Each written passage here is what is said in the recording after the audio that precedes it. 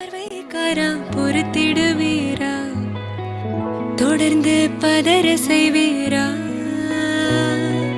சிக்க வைக்கும் செய்கையெல்லாம் நிறுத்திடுவீரா, மனசு இயங்கல சேரா.